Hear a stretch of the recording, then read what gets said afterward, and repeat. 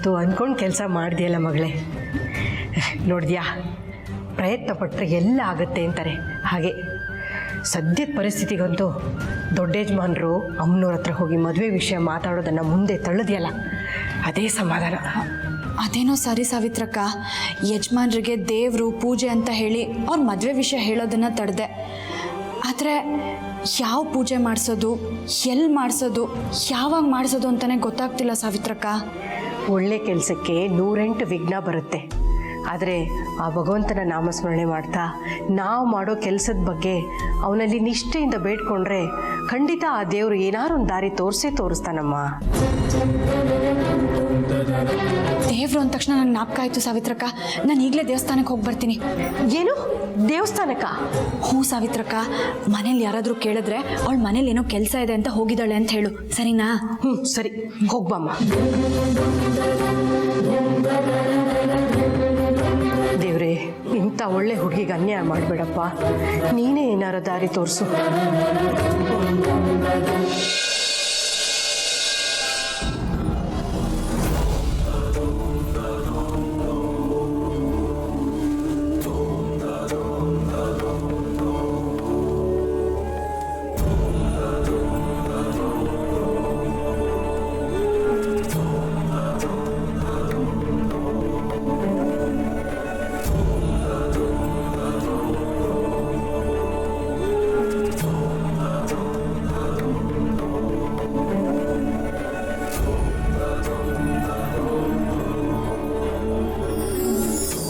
ದೇವರು ಅಂದರೆ ನಂಬಿಕೆ, ದೇವರು ಅಂದರೆ ಶಕ್ತಿ.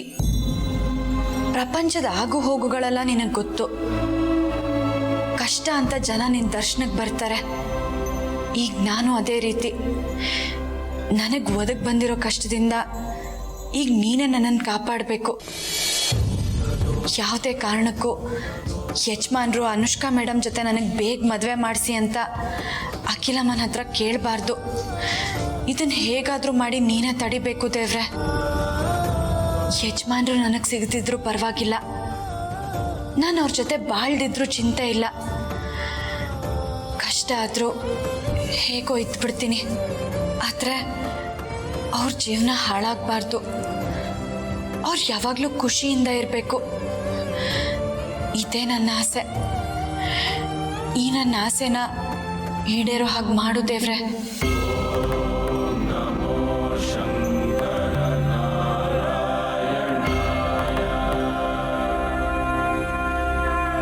ಏನಮ್ಮ ಪಾರ್ವತಿ, ದೇವಸ್ಥಾನಕ್ಕೆ ಬರೋದು ಅಪರೂಪ ಆಗೋಯ್ತು. ಏನು ಬರೀ ಕೈಲೇ ಬಂದಿದ್ಯಾ? ಆತಾತ್ರವಾಗಿ ಬರುವಂಥ ಪರಿಸ್ಥಿತಿ ಅರ್ಚಕ್ರೆ, ಅದಕ್ಕೆ ಹಾಗೆ ಬಂದ್ಬಿಟ್ಟೆ. ಏನಮ್ಮ ಅಂತ ಪರಿಸ್ಥಿತಿ? ಅರ್ಚಕ್ರೆ, ನಮ್ಮ ಯಜಮಾನ್ರ ಮದುವೆಗೆ ಏನೋ ತೊಂದರೆ ಇದೆ ಅಂತ ಯಾರೋ ಹೇಳಿದ್ರು. ಅದಕ್ಕೆ ಅವ್ರ ಭವಿಷ್ಯ ಕೇಳೋಣ ಅಂತ ಬಂದೆ. ನೀವಾದರೆ ಆಗಿರೋ ಸಮಸ್ಯೆಗೆ ಸರಿಯಾದ ಪರಿಹಾರ ಹೇಳ್ತೀರಾ, ಅದಕ್ಕೆ ಇಲ್ಲಿಗೆ ಬಂದೆ. ದಯವಿಟ್ಟು ಸರಿಯಾದ ಪರಿಹಾರ ತಿಳಿಸ್ಕೊಡಿ ಅರ್ಚಕ್ರೆ. ಪ್ರತಿಯೊಂದು ಸಮಸ್ಯೆಗೂ ಪರಿಹಾರ ಇದ್ದೇ ಇರುತ್ತೆ. ಅದನ್ನು ಕಂಡುಕೊಳ್ಳೋ ದಾರಿ ಹುಡುಕಬೇಕು ಅಷ್ಟೇ. ಆ ದಾರಿ ಹುಡುಕೋದ್ರಲ್ಲಿ ಯಾರು ಸೋಲ್ತಾರೋ ಅವರು ಸಮಸ್ಯೆಯ ಸುಳಿಯಲ್ಲೇ ಸಿಕ್ಕಾಕ್ಕೋತಾರೆ. ಎಲ್ಲ ಭಗವಂತನ ಲೀಲೆ. ಏನೇನು ಆಗಬೇಕೋ, ಏನೇನು ಅನುಭವಿಸ್ಬೇಕೋ ಎಲ್ಲ ಅವನಿಗೆ ಬಿಟ್ಟಿದ್ದು. ನೋಡೋಣ ನಿನ್ನ ಸಮಸ್ಯೆಗೆ ಏನು ಪರಿಹಾರ ಸಿಗುತ್ತೆ ಅಂತ. ನಿಮ್ಮ ಯಜಮಾನರು ಜಾತಕ ಏನಾದರೂ ತಂದಿದ್ದೀಯಾ ಪಾರ್ವತಿ? ಇಲ್ಲ ಅರ್ಚಕ್ರೆ. ಸರಿ, ಭಗವಂತನಲ್ಲಿ ಭಕ್ತಿಯಿಂದ ಬೇಡ್ಕೊಳ್ಳಮ್ಮ. ನಿನ್ನ ಪ್ರಾರ್ಥನೆ ಅವನು ಮುಟ್ಟಿದ್ರೆ ಖಂಡಿತ ಒಳ್ಳೆಯದಾಗುತ್ತೆ.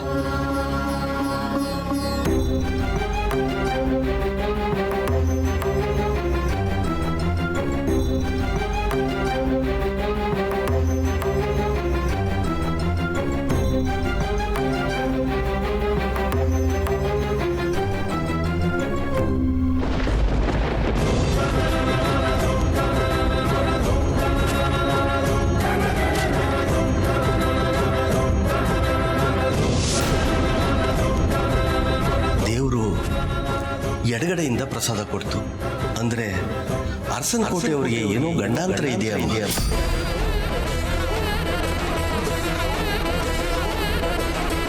ಅಯ್ಯೋ ಅರ್ಚಕ್ರೆ, ಇದಕ್ಕೇನು ಪರಿಹಾರ ಇಲ್ವಾ? ದೇವ್ರ ಮೇಲೆ ಭಯ ಭಕ್ತಿ ನಂಬಿಕೆ ಇರೋರು ಪ್ರಸಾದ ಕೊಡ್ತು ಅಂತಾರೆ. ನಂಬಿಕೆ ಇಲ್ಲದೆ ಇರೋರು ಹೂವು ಗಾಳಿಗೆ ಬಿತ್ತು ಜಾರ್ ಬಿತ್ತು ಅಂತಾರೆ. ಈ ವಿಷಯ ನೀನು ಹೇಗೆ ತಗೋತೀಯೋ ಅದು ನಿನಗೆ ಬಿಟ್ಟಿದ್ದು. ಇಲ್ಲ ಅರ್ಚಕ್ರೆ, ನಾನು ದೇವ್ರನ್ನ ಖಂಡಿತ ನಂಬ್ತೀನಿ. ಸರಿ, ಹಾಗಾದರೆ ಈಗ ಬಂದಿರೋ ಸಮಸ್ಯೆಗೆ ಏನು ಪರಿಹಾರ ಸಿಗ್ಬೋದು ಅಂತ ನೋಡೋಣ.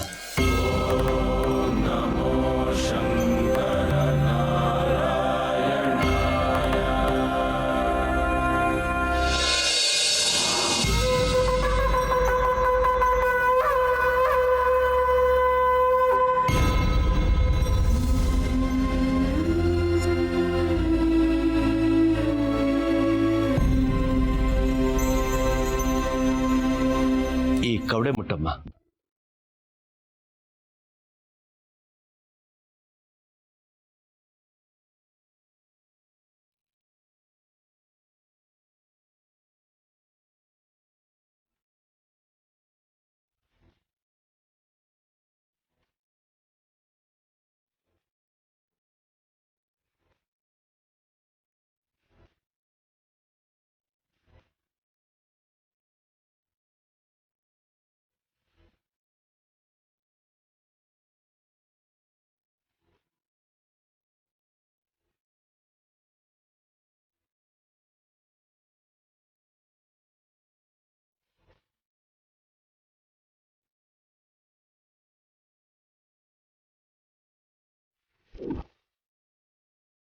ಏನಾಯ್ತು ಅರ್ಚಕ್ರೆ? ನಿನಗೂ ಅರಸನ ಕೋಟೆಗೂ ಅದೇನು ನೆಂಟಿಟ್ಟಿದ್ದಾನೋ ಭಗವಂತ ಸರಿಯಾದ ಸಮಯಕ್ಕೆ ನಿನ್ನನ್ನು ಇಲ್ಲಿಗೆ ಕರೆಸ್ಕೊಂಡಿದ್ದಾನೆ. ನೀನು ಇಲ್ಲಿಗೆ ಬಂದಿದ್ದು ಒಳ್ಳೇದೇ ಆಯ್ತಮ್ಮ. ಅರಸನ ಕೋಟೆಯವರಿಗೆ ಪರಿಸ್ಥಿತಿ ಸರಿ ಇಲ್ಲ. ಅವರ ಮನೆಯ ಒಬ್ಬ ಸದಸ್ಯನಿಗೆ ದೊಡ್ಡ ಗಡ್ಡಾಂತರ ಕಾದಿದೆ.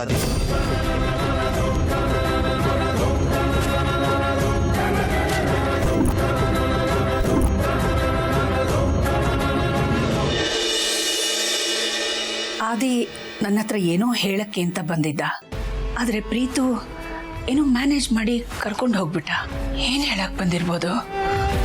ಅನುಷ್ಕನ್ ಮದುವೆ ಮಾಡ್ಕೊಳ್ಳೋಕ್ಕೆ ತನಗಿಷ್ಟ ಇಲ್ಲ ಅಂತ ಹೇಳಕ್ ಬಂದಿರ್ಬೋದಾ? ರಘು, ಆದಿ ಹಾಗೇನಾದರೂ ಹೇಳಿಬಿಟ್ರೆ ಏನು ಮಾಡೋದು? ಅಖಿಲ, ಯಾಕೆ ಏನೇನೋ ಕಲ್ಪನೆ ಮಾಡಿಕೊಂಡು ನಿನ್ನ ಮನಸ್ಸನ್ನ ಭಾರ ಮಾಡ್ಕೊತಿದ್ಯಾ? ಅವನೇನಾದರೂ ಅನುಷ್ಕಾನ ಮದುವೆ ಆಗಲ್ಲ ಅಂತ ಹೇಳೋಕ್ಕೆ ಬಂದಿದ್ದಿದ್ರೆ ಪ್ರೀತು ಅವನ ತಡಿತಿರ್ಲಿಲ್ಲ. ಯಾಕಂದ್ರೆ ಆದಿತ್ಯನ್ಗೆ ಅವನ ಕಣ್ಣಿನ ಹುಡುಗಿ ಅವನ ಪ್ರೀತಿ ಸಿಗಲಿ ಅಂತ ನಾವು ಎಲ್ರಿಗಿಂತ ಪ್ರೀತುಗೆ ಜಾಸ್ತಿ ಆಸೆ ಇರೋದು. ನನಗನ್ಸುತ್ತೆ ಅವ್ನು ನಿಜವಾಗ್ಲೂ ಯಾವುದೋ ಆಫೀಸ್ ಕೆಲಸದ ಬಗ್ಗೆನೇ ಅವನು ಕರ್ಕೊಂಡು ಹೋಗಿರಬೇಕು. ನಿನಗೆ ಗೊತ್ತಾ, ಇತ್ತೀಚೆಗೆ ಅವನು ಆಫೀಸ್ ಕೆಲಸದ ಬಗ್ಗೆ ತುಂಬ ಗಮನ ಕೊಡ್ತಿದ್ದಾನೆ.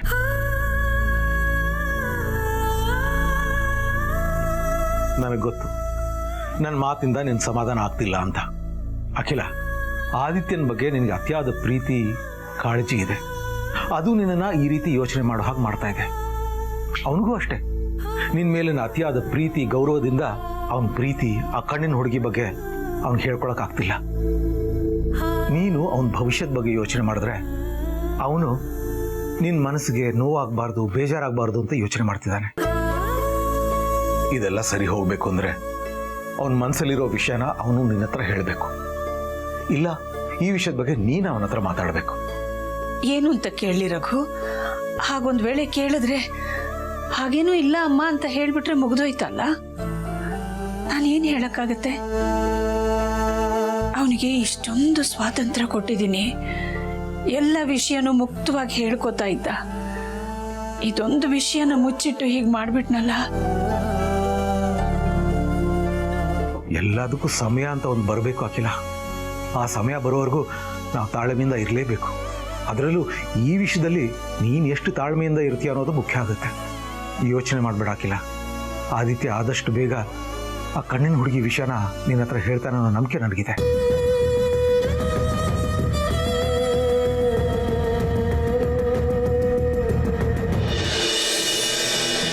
ಏನು ಹೇಳ್ತಾ ಇದ್ದೀರಾ ಅರ್ಚಕ್ರೆ? ಯಾರಿಗೂ ಕೆಟ್ಟದ್ದನ್ನು ಬಯಸದೇ ಇರೋ ಅರಸನ್ ಕೋಟೆ ಕುಟುಂಬಕ್ಕೆ ಗಂಡಾಂತರನ? ನನ್ನಿಂದ ನಂಬೋದಕ್ಕೆ ಆಗ್ತಾ ಇಲ್ಲ.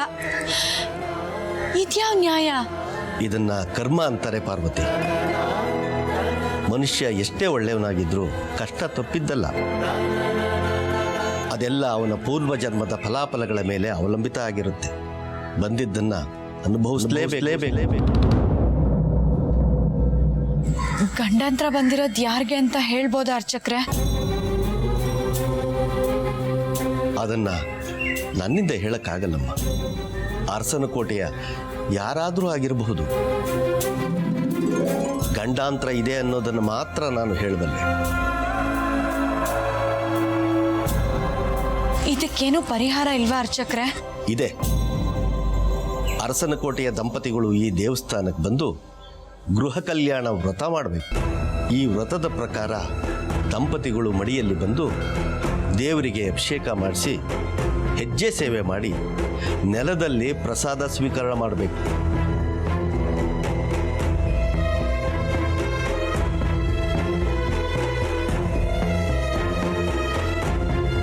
ದೇವ್ರೆ, ಈಗ ಈ ವ್ರತನ ಹೇಗ್ ಮಾಡೋದು? ಯಾವ ದಂಪತಿಗಳಿಂದ ಮಾಡಿಸೋದು?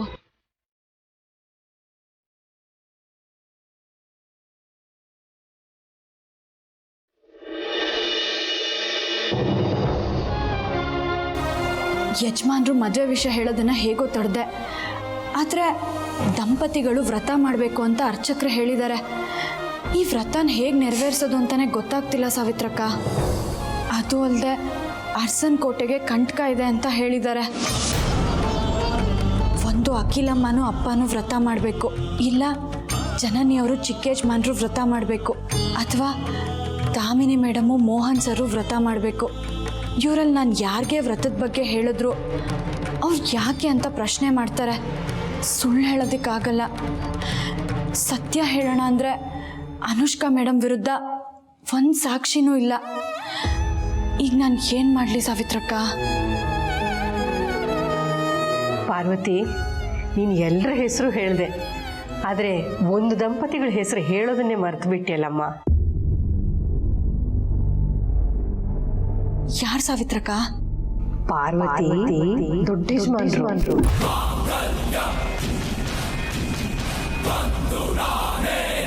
ದೊಡ್ಡ ಯಜಮಾನ್ರು ನಿನಗೆ ತಾಳಿ ಕಟ್ಟಿದ್ದಾರೆ ಅಂದಮೇಲೆ ಅವ್ರು ನಿನಗೆ ಗಂಡ ತಾನೇ. ಅರಸನಕೋಟೆ ದಂಪತಿಗಳ ಸಾಲಿಗೆ ನೀವಿಬ್ಬರು ಕೂಡ ಸೇರ್ತೀರ ಕಣಮ್ಮ. ನೋಡೋರ ದೃಷ್ಟಿಲಿ ಅಲ್ಲದೆ ಇರ್ಬೋದು, ಆದರೆ ನಿನ್ನ ಮನಸ್ಸಾಕ್ಷಿಗೆ ಯಾವತ್ತಿದ್ರೂ ನೀವಿಬ್ಬರು ಗಂಡ ಹೆಂಡ್ತೀನಿ. ಅರಸನಕೋಟೆ ಕಷ್ಟಗಳಿಗೆಲ್ಲ ಆ ದೇವರು ನಿನ್ನ ಮುಖಾಂತರ ಪರಿಹಾರ ಕೊಡಿಸ್ತಿದ್ದಾನೆ ಅಂತ ಅನಿಸುತ್ತೆ. ನೀನು ಮತ್ತೆ ದೊಡ್ಡ ಯಜಮಾನ್ರು ಅಂದರೆ ನೀವಿಬ್ಬರು ಗಂಡ ಹೆಂಡ್ತೀನಿ ವ್ರತನ ಮಾಡ್ರಿ.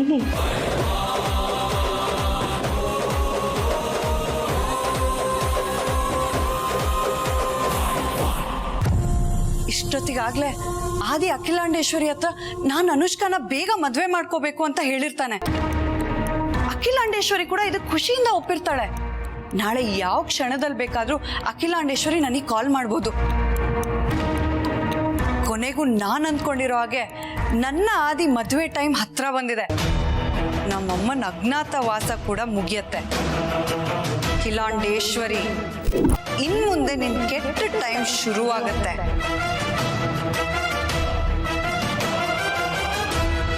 ಇವತ್ತು ಬೆಳಿಗ್ಗೆ ಅದೇ ಪ್ರೀತು ಬಂದು ಆ ಅಕ್ಷರದಿಂದ ಶುರುವಾಗುವ ಹೆಸರುಗಳನ್ನ ಹೇಳಿ ಅಂತ ಕತೆ ಶುರು ಮಾಡಿದ ಗುರೂಜಿ. ಇಷ್ಟು ದಿನ ನನ್ನ ವಿಷಯದಲ್ಲಿ ಸೈಲೆಂಟ್ ಆಗಿದ್ದ ಪ್ರೀತು ಈಗ ಯಾಕೋ ವೈಲೆಂಟ್ ಆಗ್ತಿದಾನಲ್ಲ. ಆ ಕಣ್ಣಿನ ಹುಡುಗಿನ ಪತ್ತೆ ಹಚ್ಚೋದಕ್ಕೆ ಏನೋ ಹುಚ್ಚು ಸಾಹಸ ಮಾಡ್ತಿದ್ದಾನೆ ಅಂತ ನಾನು ಸುಮ್ಮನಿದ್ದೆ. ಆದ್ರೆ ಈಗ ನೋಡಿದ್ರೆ ಅವ್ನು ನನ್ನ ಬುಡಕ್ಕೆ ಬರ್ತಿದ್ದಾನೆ. ಅವನಿಗಿದ್ರಿಂದ ಯಾರೋ ಇದ್ದಾರೆ, ಅವ್ರ ಹೆಸರು ಆ ಅಕ್ಷರದಿಂದ ಶುರುವಾಗತ್ತೆ ಅನ್ನೋ ಅನುಮಾನ ಬಂದಿದೆ. ಇಲ್ಲ ಪ್ರೀತು, ನಿನ್ ಟೈಮ್ ಸರಿ ಇಲ್ಲ ಅನ್ಸ್ತಾ ಇದೆ. ಆದಷ್ಟು ಬೇಗ ನಿಂಗೊಂದು ಮುಹೂರ್ತ ಇಡ್ಲೇಬೇಕು. ನಮಸ್ತೆ ಮೇಡಮ್. ನೀನಾ? ಯಾಕೆ ಮೇಡಮ್, ಯಾಕೆ ಇಷ್ಟು ಗಾಬರಿ ಆಗ್ತಾ ಇದ್ದೀರಾ? ಅಡ್ವಾನ್ಸ್ ಕೊಟ್ಬಿಟ್ಟು ಯಾರಿಗೋ ಮೆಸೇಜ್ ಮಾಡಬೇಕು ಅಂದ್ಬಿಟ್ಟು ಯಾವಾಗ ಅಂತಾನೆ ಹೇಳಿಲ್ವಲ್ಲ ಮೇಡಮ್. ಅದಕ್ಕೆ ಕೇಳೋಣ ಅಂತ ಫೋನ್ ಮಾಡಿದೆ. ಹಾಳಾದ ನೆಟ್ವರ್ಕ್ ಸರಿ ಇಲ್ಲ ಮೇಡಮ್, ನಾಟ್ ರೀಚಬಲ್ ಬಂದ್ಬಿಡ್ತು. ನಮ್ಮ ಅಮ್ಮನ ಇದೇ ವಿಷಯಕ್ಕೆ ಬೈತಾ ಇರ್ತಾರೆ ಮೇಡಮ್. ಯಾವ್ದಾದ್ರು ಒಂದು ಒಳ್ಳೆ ಕಂಪ್ನಿಗೆ ಪೋರ್ಟ್ ಮಾಡಿಸ್ಬಿಡ್ಬೇಕು. ಏನಂತೀರಾ ಮೇಡಮ್? ಹೇಗೂ ಈ ಕಡೆನೇ ಹೋಗ್ತಿದ್ದೆ ಮೇಡಮ್, ಡೋರ್ ಬೇರೆ ಓಪನ್ ಇತ್ತು, ಒಳಗೆ ನುಗ್ಬಿಟ್ಟೆ ಮೇಡಮ್. ಏನಾದ್ರು ಬೇಜಾರಾಯ್ತಾ ಮೇಡಮ್? ಇಲ್ಲ, ಖುಷಿನೇ ಆಯ್ತು. ಅಬ್ಬಾ, ನನಗೆ ಈಗ ಸಮಾಧಾನ ಆಯ್ತು ಮೇಡಮ್. ನೀನ್ ಬರ್ಲಿಲ್ಲ ಅಂದಿದ್ರು ನಾನೇ ನಿನಗ್ ಬರೋದಕ್ಕೆ ಹೇಳ್ತಿದ್ದೆ. ನಿನ್ ನೆಕ್ಸ್ಟ್ ಟಾರ್ಗೆಟ್ ಇವನು.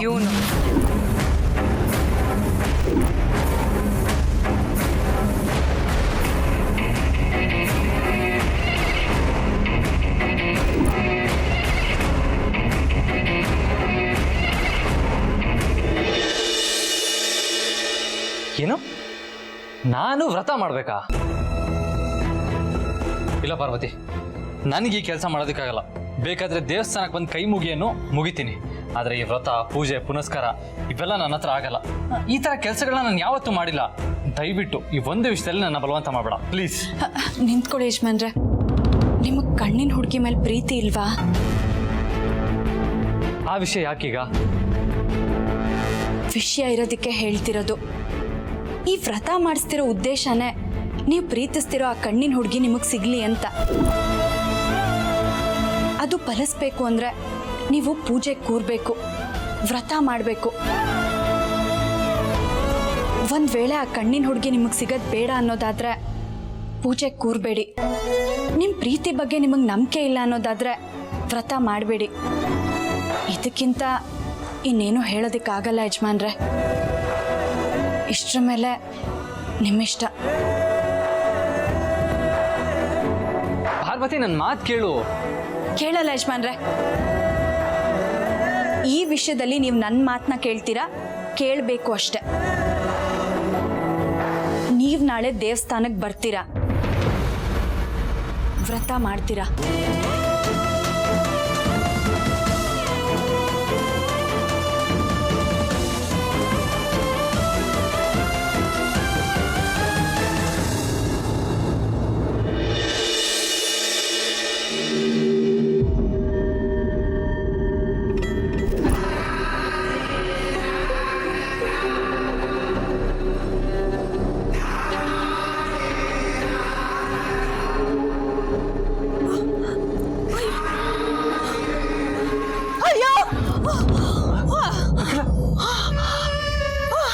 ಅಖಿಲ, ಏನಾಯ್ತು?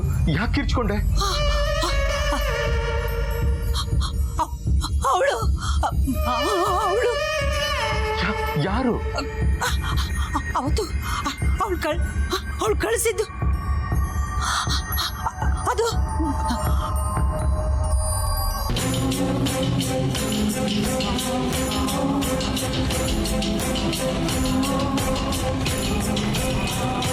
ಏನಾಯ್ತು ಅಖಿಲ?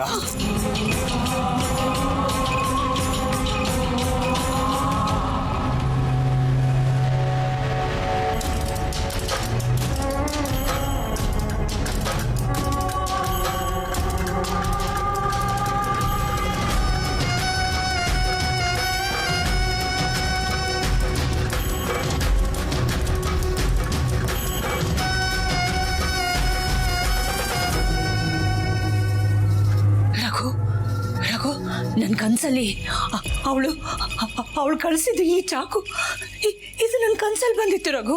ಈ ಚಾಕುನ ನೀನಿನ್ನೂ ಮರ್ತಿಲ್ವಾ ಅಖಿಲ? ಹೇಗ್ ಮರೆಯಕ್ಕಾಗುತ್ತೆ ರಘು? ಹೇಗ್ ಮರೀಲಿ? ಯಾವತ್ತು ಇದು ನಮ್ಮ ಮನೆಗೆ ಬಂತೋ ಅವತ್ತಿಂದ ನನ್ನ ಆತಂಕ ಇನ್ನೂ ಜಾಸ್ತಿ ಆಗಿದೆ. ಅವಳು ಕಳಿಸಿದ ದಿವಸದಿಂದ ನನಗಿನ್ನೂ ಭಯ ಹೆಚ್ಚಾಗ್ತಾನೇ ಇದೆ. ಅವಳಿಂದ ನಮ್ಮ ಮಕ್ಕಳಿಗೆ ಏನಾದರೂ. ಅವಳು ನಮ್ಮ ಮಕ್ಕಳಿಗೆ ಏನು ಮಾಡೋಕ್ಕಾಗಲ್ಲ. ಯಾಕಂದ್ರೆ ಅವಳು ದ್ವೇಷ ಇರೋದು ನಮ್ಮ ಮೇಲೆ, ಮಕ್ಕಳ ಮೇಲೆ ಅಲ್ಲ. ಈಗ ಇದಕ್ಕಿದ್ದಾಗೆ ಚಾಕು ನಿನ್ನ ಕನಸಲ್ಲಿ ಬಂದಿದೆ ಅಂದ್ರೆ ಅದಕ್ಕೆ ಕಾರಣ ಈ ಚಾಕು ಅಥವಾ ಅವಳ ಬಗ್ಗೆ ಮತ್ತೆ ನೀನು ನೆನಪು ಮಾಡ್ಕೊಂಡಿದ್ದೆ. ಅದಕ್ಕೆ ನಾನು ಆವತ್ತೇ ಹೇಳಿದೆ ಈ ಚಾಕುನ ಬಿಸಾಕೋಣ ಅಂತ. ನೀನು ನನ್ನ ಮಾತು ಕೇಳಿಲ್ಲ. ಇಲ್ಲ ರಘು, ಇದು ನಮ್ಮ ಮನೆಯಿಂದ ಹೊರಗೆ ಹೋದ್ರೆ ನಮ್ಮ ಮನೆ ಜನಕ್ಕೆ ಅಪಾಯ ಕಾದಿದೆ ಅಂತ ನನ್ನ ಮನಸ್ಸು ಹೇಳ್ತಾ ಇದೆ. ಅದಕ್ಕೆ ಇದನ್ನ ಇಲ್ಲೇ ಸೇಫ್ ಆಗಿ ಇಟ್ಟಿದ್ದೀನಿ. ಆಯ್ತು, ಕೊಡು ಇಲ್ಲಿ, ನಾನು ಹೇಳ್ತೀನಿ. ನೋಡು, ನೀನು ಏನೇನೋ ಯೋಚನೆ ಮಾಡಿ ಟೆನ್ಷನ್ ಮಾಡ್ಕೋಬೇಡ ಪ್ಲೀಸ್. ಬಾ ಮಲ್ಕೋ, ಮಲ್ಕೋ ನೀನು. ಬಾ, ಏನೂ ಆಗಲ್ಲ, ಸಮಾಧಾನದಿಂದ ಇರು.